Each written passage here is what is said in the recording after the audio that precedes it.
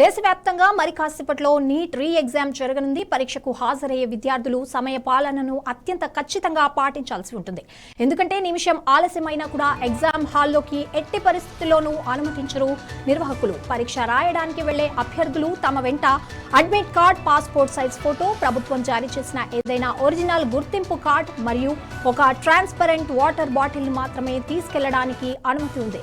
పరీక్షా కేంద్రంలోకి మొబైల్ ఫోన్లు, smart watches, electronic పరికరాలు, క్యాలిక్యులేటర్స్, బ్లూటూత్ డివైస్లు మరియు వాలెట్లను పూర్తిగా నిషేధించారు.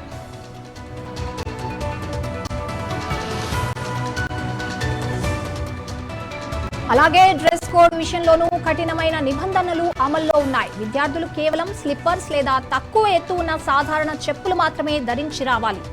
షూస్ ధరించి వస్తే అనుమతించరు. బట్టల విషయానికొస్తే పెద్ద బటన్లు లేని, తక్కువ ఎంబ్రాయిడరీ ఉన్న తేలికపాటి దుస్తులను మాత్రమే వేసుకోవాల్సి ఉంటుంది. పరీక్ష సజావుగా, పారదర్శకంగా సాగేందుకు వీలుగా అధికారులు అన్ని కేంద్రాల వద్ద నిఘా మరియు తనిఖీ ఏర్పాట్లు చేశారు.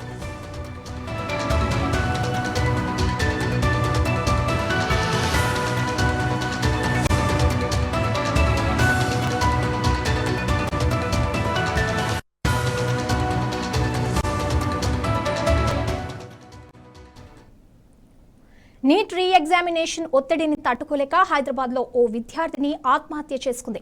హైదరాబాద్లోని మియాపూర్ పోలీస్ స్టేషన్ పరిధిలో జరిగిన ఈ ఘటనలో షేక్ సనా అనే విద్యార్థిని బలవన్మరణానికి పాల్పడింది. పరీక్షల ఒత్తిడిని తట్టుకోలేక ఆత్మహత్య చేసుకుంటున్నట్టు సనా రాసిన లేఖ పోలీసులకు లభ్యమైంది. ఆంధ్రప్రదేశ్లోని వైఎస్ఆర్ కడప జిల్లాకు చెందిన జాఫర్ హుస్సేన్ కుటుంబం మియాపూర్లో నివాసం ఉంటోంది. హుస్సేన్ ప్రస్తుతం కువైట్లో ఉంటున్నారు. జాఫర్ కుమార్తె సనా నీట్ పరీక్షకు సిద్ధమవుతోంది.